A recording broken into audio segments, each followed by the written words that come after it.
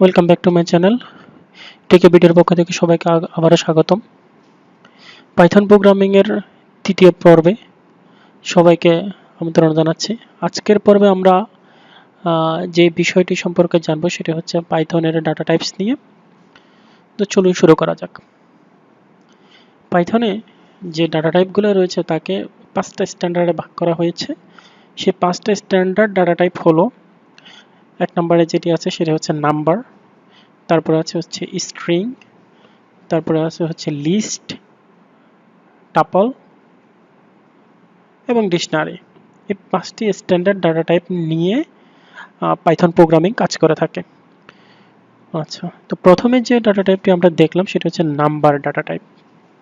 ঠিক আছে, আমরা যখন কোনো ভ্যারিয়েবলে কোনো নিউমেরিক ভ্যালু অ্যাসাইন করব, তখন সেই ভ্যারিয়েবল একটা নাম্বার ডাটা টাইপ তৈরি করে, একটা নাম্বার অবজেক্ট তৈরি করে।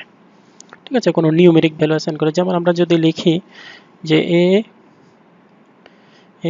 ইকুয়ালস টু 10, তার মানে হচ্ছে যে কি এই টাইপের একটা কি নাম্বার অবজেক্ট তৈরি করলো সে।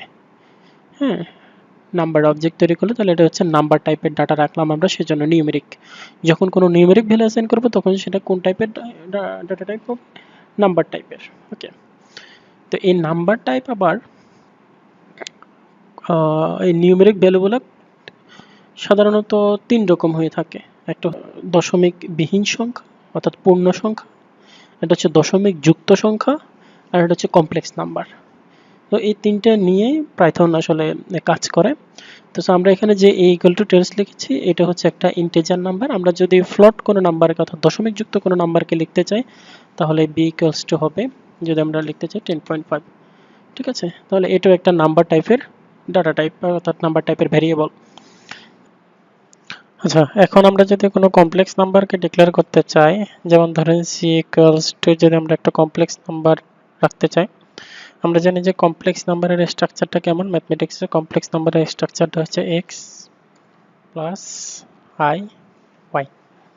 এখানে x হচ্ছে কি রিয়েল পার্ট এবং i হচ্ছে ইমাজিনারি পার্ট। এটা হচ্ছে ম্যাথমেটিক্সে এভাবে লেখা হয়, কিন্তু ইঞ্জিনিয়ারিং এ এভাবে লেখা হয় না। ইঞ্জিনিয়ারিং এ যেভাবে লেখা হয় x প্লাস jy। ওকে, এইভাবে লেখা হয়। তো সো এই পাইথনও ঠিক সেম ভাবে রাখা হচ্ছে, অর্থাৎ এটা হচ্ছে আপনার রিয়েল পার্ট আর এটা হচ্ছে ইমাজিনারি পার্ট। তাহলে আমরা কি করব, এই প্যাটার্নটা ফলো করে আমরা কমপ্লেক্স নাম্বারগুলো লিখবো। যেমন আমরা যদি এখানে একটা কমপ্লেক্স নাম্বার লিখি, ধরেন 5 plus 7j।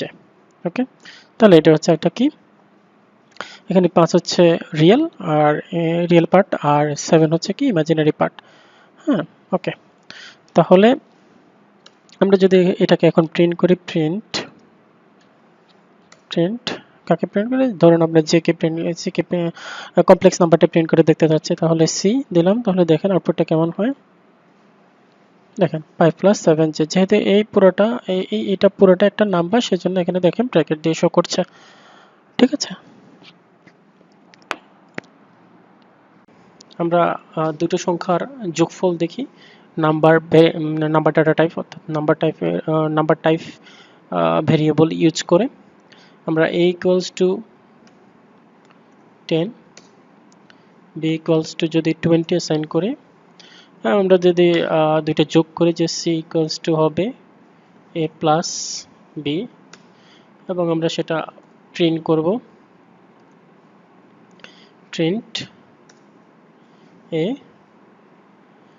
Plus print c। ওকে, তাহলে দেখেন আউটপুট 20 প্লাস 10 30। ঠিক আছে, আবার ধরুন আমি চাচ্ছি যে d ইকুয়ালস টু বিয়োগ দেখাবো a মাইনাস b, তাহলে আমি একই ইনপুট প্রিন্ট ফাংশনের ভিতরে যদি দুটো দেখাতে চাই, আমরা কিভাবে লিখি, কমা দিয়ে লিখি, c কমা d।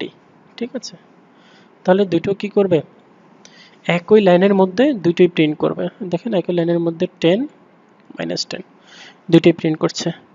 তো এই হচ্ছে আমার নাম্বার টাইপের নাম্বার ডাটা টাইপ অর্থাৎ নাম্বার টাইপের, এগুলো হচ্ছে a b c d, এগুলো সবগুলাই কি নাম্বার টাইপের ভেরিয়েবল।